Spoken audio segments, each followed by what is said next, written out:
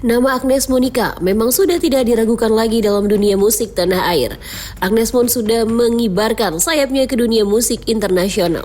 Agnes juga mampu berkolaborasi dengan penyanyi-penyanyi terkenal internasional seperti Chris Brown, Timbaland, Ciara, dan masih banyak lagi. Namun, harumnya internasional yang diciptakan oleh Agnes Mo sedikit tercoreng lantaran permasalahan hak cipta lagu yang ia alami. Setelah beberapa waktu bungkam, akhirnya Agnes Mo pun angkat bicara. Bahkan, Agnes Mo membongkar apa sebenarnya isi pesan dari Ahmad Dhani kirimkan kepadanya. Kembali lagi di program terupdate dan terpercaya yang mengupas informasi kehidupan selebritas tanah air hanya di Next Update.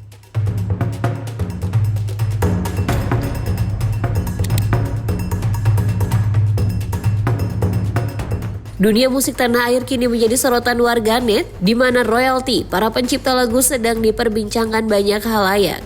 Bahkan beberapa sesama musisi Indonesia saling memiliki pro dan kontranya terhadap kasus yang menimpa Agnes Mo ini. Cukup lama Agnes Mo tidak memberikan klarifikasi dari dirinya. Dalam podcast Deddy Corbuzier, Agnes pun menceritakan masalah yang ia alami. Pertama, jadi sebenarnya lu tuh punya izin lagunya nggak? Jadi gini loh. Actually sebelum gue ngomong soal itu ya, sebenarnya gue pengen bikin disclaimer dulu nih. Oke. Satu, gue nggak pengen ini jadi penyanyi lawan pencipta, cause it's not about that. Oke. You know, one, I am a singer and I'm also a songwriter. Oke. Lagu Karena Aku Sanggup, segala macam ya kan, Overdose, gue, karang bareng sama Chris Brown, Coke Bottle, blah blah. So kaki gue tuh di dua-duanya, penyanyi pencipta lagu. Terus ini juga bukan masalah bahwa gue menganggap pencipta lagu itu tidak harusnya dibayar. Jelas harus dibayar. Okay. Tapi kan sekarang permasalahannya adalah cara bagaimana gimana gitu kan. Ya kan, mekanisme izin itu seperti apa. Nggak semata-mata cuman kayak lu kasih paper terus udah gitu. Itu nggak kayak gitu mekanismenya. Dan siapa yang harus bayar juga. Gue tuh tau nggak? Gue tahu undang-undangnya. Karena biar gimana, Dad, I've been a singer since I was 6 years old. Jadi gue udah ribuan show, bukan cuman puluhan atau ratusan, gue udah ribuan show. Dan selama gue ribuan show, izin dan royalti itu selalu dibayar sama penyelenggara. Dari semua tuh yang kayak mereka bilang mereka kontak, gue nggak pernah denger at all.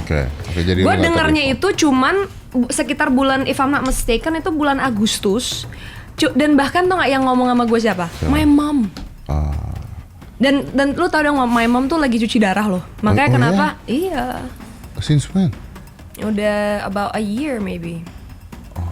Iya, jadi my mom lagi cuci darah tiba-tiba ngontak gitu, bilang bahwa Nes, ini lu jangan nyanyiin lagu ini lagi ya gitu, karena dilarang. Oh ya udah, gue kan emang oke, fine. Karena memang gue udah lama banget juga nggak nyanyi lagu itu gitu. Sebenarnya kan gini loh, dan sebenarnya kan ini bukan kayak pelanggaran hak cipta loh. Lu kalau pelanggaran hak cipta tuh kayak misalnya ya lu ngambil punya orang nggak ngomong apa gitu misalnya gue claiming that the song is mine gitu kan, bahwa itu ciptaan gue. Lu pelanggaran hak cipta atau lu membajak.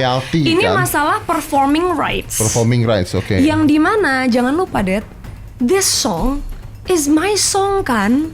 Pada saat lagi gue keluarin album pertama yang dewasa. Technically he gave that song to my label and that label gave the song to me. Dan gue tidak pernah bilang bahwa itu ciptaan gue, no. And I've been singing that song dari gue umur 16-17 tahun. Ya, Agnes Mo memang memiliki dua manajemen yang berbeda di dua negara untuk menghasilkan karya karirnya sebagai penyanyi profesional. Beredar kabar jika Ahmad Dhani pernah menghubungi Agnes Mo perihal hak cipta lagu yang ia bawakan. Namun Agnes Mo tidak menanggapi pesan yang dikirimkan oleh Ahmad Dhani seperti judul lagu yang dipermasalahkan, Bilang Saja. Akhirnya Agnes pun bilang saja tentang pesan yang Ahmad Dhani dikirimkan. Jadi 8 bulan yang lalu, sekitar 8 bulan yang lalu, dia itu ada hubungin, tapi soal kasih dia minta video mendukung dia di DPR. Jadi nggak ada konteksnya sama sekali sama ini, nggak ada. Nah pada saat waktu itu, lu tidak mendukung. Ya maksudnya gue nggak mau buka kartunya loh. Sebenarnya gue nggak enak. Aduh Mas Dhani, sorry banget kalau aku mesti ngomong di sini karena ya gimana ya, pada saat lagi jujur aja, pada saat lagi aku denger itu sih aku agak agak kecewa gitu, agak sedih kok bisa ya maksudnya diputerbalikan kayak gini gitu loh. Sementara ya gue tau lah 8 bulan yang lalu itu kan dia memang kontak untuk kasih dia video mendukung, gimana bisa nggak kirimin video untuk mendukung aku di DPR. Dan memang unfortunately ya aku bilang bahwa gue nggak main gitu-gituan gitu loh. So maksudnya ya gue nggak bisa. Jadi maksudnya ya I'm so sorry gitu loh Mas Dhani kalau misalnya mungkin like he took it personally atau mungkin dia kontak lu di tempat yang lain dan lu nggak baca kan handphone lu banyak. Lu kontak gue aja nomor telepon beda-beda. Tapi pada saat lagi gue denger itu akhirnya gue cek yang lain dan nggak ada. Jadi setelah itu dia ada kasih kayak blasting artikel gitu. Cuman itu kan biasa kayak kita gimana sih suka orang kan blasting gitu loh ke orang gitu. Terus memang ada dia ngomong juga aku rasa kita perlu ketemu. Tapi itu tuh nggak ada konteksnya, nggak ada konteksnya. Jadi dia tidak pernah maksudnya menghubungi bahwa hey Nas, ini gue ada gini, kita mau bahas di sini. Ini menurut gue begini, nggak ada. Sebenarnya kan itu pun juga pada saat lagi gue ngelihat timingnya, memang itu udah ongoing case.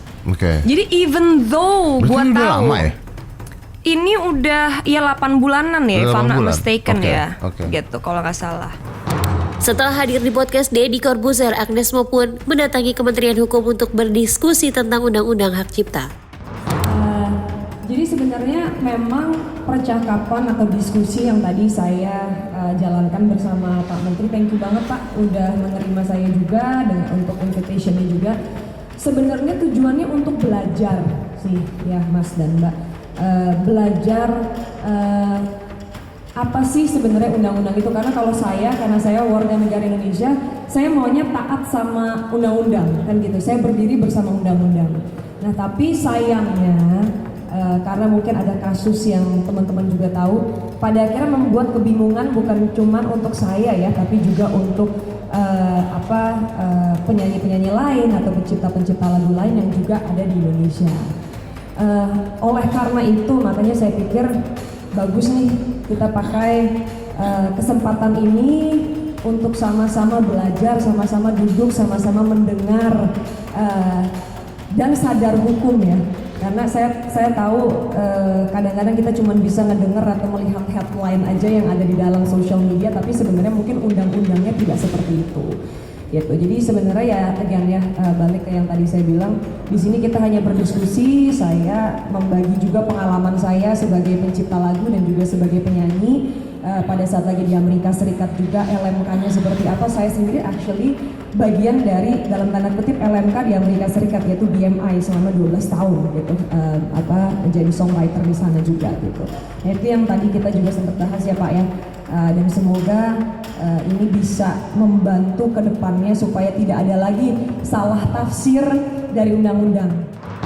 Kita tunggu saja perkembangan dari permasalahan hak cipta lagu yang menimpa Agnes Mo. Oke pemirsa, demikianlah kabar terkini terupdate kehidupan selebritas tanah air hari ini. Terus saksikan next update hanya di channel YouTube Nexera Entertainment.